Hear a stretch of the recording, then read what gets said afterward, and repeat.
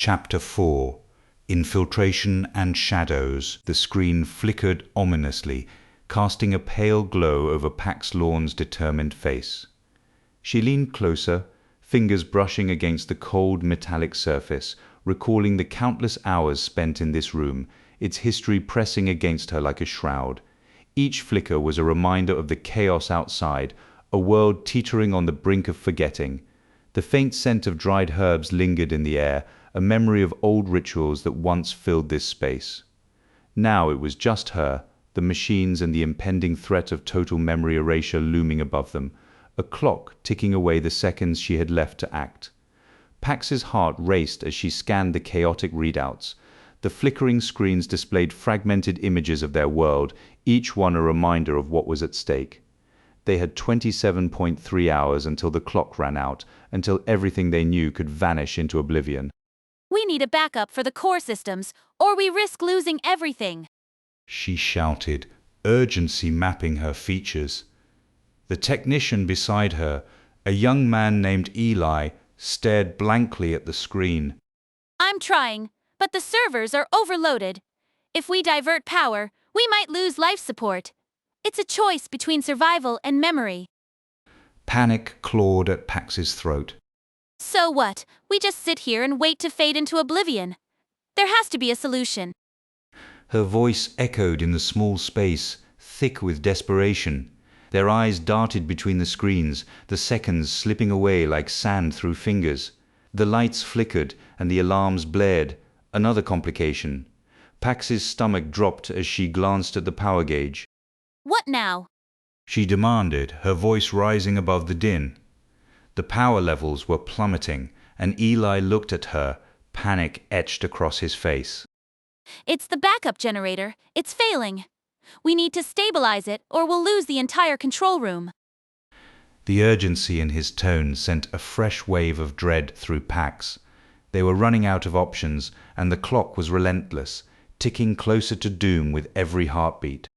We can't afford to lose another minute. Pax shouted. She turned to the crew, desperation fueling her next words. We split our resources. Half to stabilize the generator, half to fix the core systems. It's risky, but it's better than doing nothing. Fear flickered in Eli's eyes, but he nodded, understanding the stakes. The clock didn't care about their doubts, it only demanded action. They worked feverishly, her heart pounding in time with the relentless seconds, each tick a reminder of their impending fate. As they scrambled to execute her plan, the room felt charged with tension. Pax felt the sweat trickling down her back, each drop a reminder of their dwindling chances. Time was slipping away, and every moment wasted was a moment closer to erasure. Come on. She urged, pushing her team harder. We can't let this happen. The screens flashed warnings. The lights dimmed again, and Pax's resolve faltered for just a moment. Would they really fade away, their memories lost forever? Suddenly, a loud crash echoed from the hallway. Pax whipped around, her heart in her throat. What was that? A figure stumbled into the control room, breathless and wide-eyed. It was Mara, one of the scouts. They're coming. The enforcers are on their way. Panic surged through Pax like ice water. The enforcers meant trouble, and they had little time left. We need to defend this room. She barked, adrenaline surging through her veins. They can't take us. We're not done. As the crew scrambled to fortify their position, Pax felt the moment pressing down on her. 27.3 hours until their memories were wiped clean, and now they had to protect their last bastion. She glanced at the monitors, the countdown looming ominously. Every second felt like a lifeline slipping away. The room buzzed with frantic energy, the air thick with tension and fear.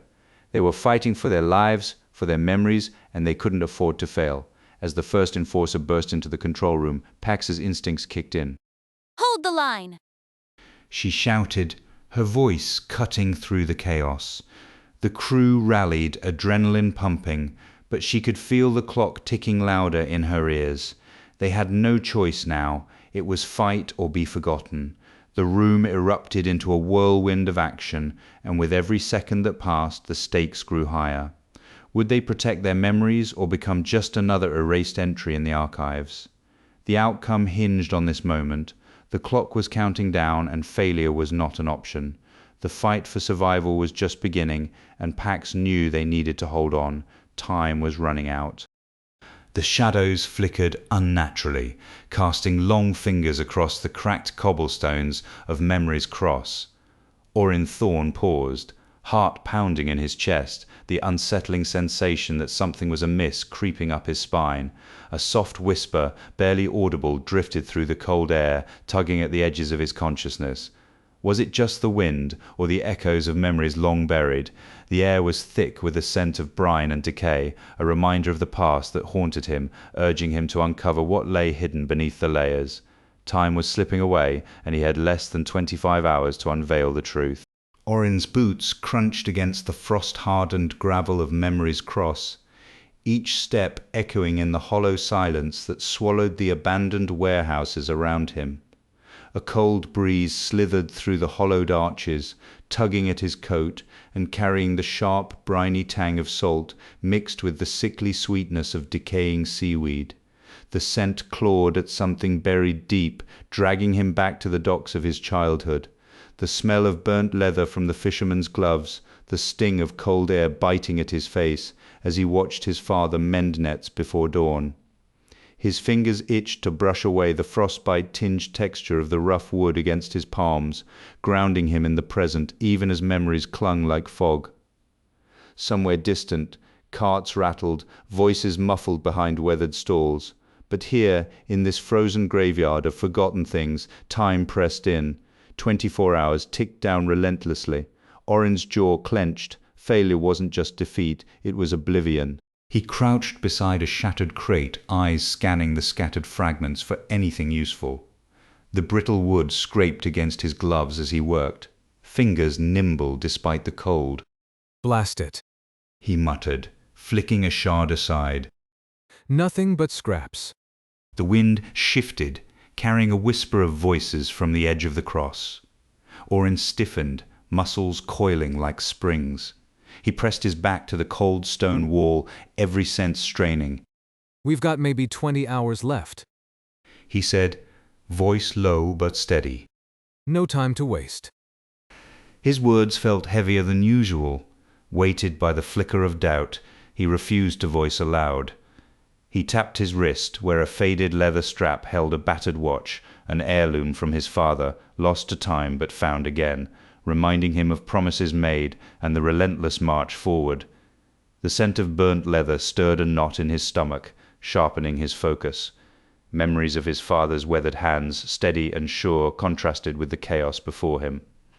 Orrin's fingers tightened around a rusted nail, the cold biting through his gloves. "This place, it's like a wound," he said, voice rough. "Rotting from the inside out." He scanned the horizon, noting the flicker of movement near a collapsed stall. "Someone's out there, could be friend or foe." His breath fogged in the air as he rose, solitude pressing down. "We don't have the luxury of trust. Not here." Each word carried the edge of hard-earned caution, a survival instinct honed in the shadows of his past. A sudden clatter echoed nearby, sharp and jarring. Orrin pivoted, muscles taut, eyes narrowing. "Show yourself," he called, voice steady but edged with warning. Silence answered. He exhaled slowly, a tight smile flickering. "Guess it's just the wind, or ghosts." His gaze drifted to the skeletal frames of the warehouses, their hollow arches like ribs of forgotten beasts. "This place, it's swallowing us whole." He crouched again, pulling a crumpled map from his coat pocket, fingers tracing the faded lines. "We've got roots, dead ends, and traps. Every step's a gamble." The cold seeped into his bones, but he pressed on, driven by a stubborn thread of hope. Orrin paused by a rusted gate, hand resting on the rough metal. The salty air clung to his skin, mingling with the faint taste of decay. "Remember when I said this was a wound?" he murmured to himself, voice barely above the breeze. Well, wounds get infected. He tapped the gate twice, a habit from years of silent signaling during covert ops. We're not just fighting time. We're fighting the rot inside. His eyes flicked to the horizon, where the sun dipped lower, the dark stretching like fingers. We need to move. Fast. He adjusted his pack, the leather straps creaking under pressure. Mark my words. This ends before midnight, or not at all. The distant murmur of voices grew louder, dragging Orin from his thoughts. He crouched low behind a broken cart, eyes sharp. They're close. He whispered, breath shallow. Too close. Fingers twitching, he pulled a worn knife from his belt, its edge catching the dying light. Listen here. He said quietly, voice roughened by urgency. We don't get a second chance. Not now. His gaze hardened, every sense alert to the shifting dangers. The cold breeze brought a new scent, smoke, faint but unmistakable. Smoke means fire. He said, voice grim. And fire means we're running out of time. Orin's feet stirred the frost-dusted gravel as he moved toward the source of the smoke, senses razor-sharp. The acrid smell burned his nostrils, twisting memories of a childhood fire that stole more than warmth. His fingers brushed a gnarled wooden beam, rough and splintered, grounding him. This is no accident. He muttered. Someone's trying to erase us. The ticking clock pressed harder, but Orin's jaw tightened. Not while I stand. He glanced back toward the empty crossroads, the silence pressing in again like a shroud. We fight, or we fade. A sudden crack echoed as a beam collapsed nearby, dust swirling in the cold air. Orin ducked instinctively, heart pounding. Keep moving. He urged himself, voice tight. No hesitation. The bitter taste of salt lingered on his lips, mingling with the faint sweetness of decay. His mind flashed to his father's steady hands, the way they never trembled despite the storms. I'm not done. Orin whispered. Not yet. The cold breeze whispered through the arches again, carrying with it memories and the unyielding pressure of what lay ahead. Orin stood alone at the heart of memory's cross, the cold biting deep, but his resolve burning fiercer. The scent of burnt leather and salt hung heavy, a cruel reminder of what was lost and what still fought to survive. Hours bled away, each one a thread unraveling the tapestry of their existence. His breath came in sharp bursts, eyes scanning the encroaching the dark. We're not done. He murmured, voice rough but unyielding. Not while even one memory remains. The silence pressed in, thick with unspoken fears and stubborn defiance. Somewhere beyond the frozen ruins, the world waited, fragile, fading but not yet forgotten. Orin's fingers curled into fists, knuckles white against the biting cold. Tomorrow was coming, and with it the fight for everything they were. The air reeked of damp earth and rotting leaves, a sickly sweetness that clung to Riven Thorn's skin the moment he crossed into memory's veil. Each breath drew in the sharp tang of mold, mingling with a faint metallic scent that hinted at rusted memories bleeding through the walls. His fingers brushed the slick moss coating the jagged limestone, cold and rough beneath his touch, grounding him in the present, despite the shadows whispering forgotten stories all around.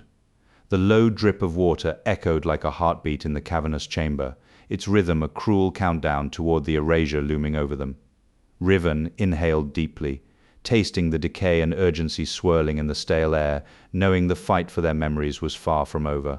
Riven's footsteps echoed softly as he led Orin deeper into the labyrinth of stone and shadow, the oppressive scent of decay thickening with every step.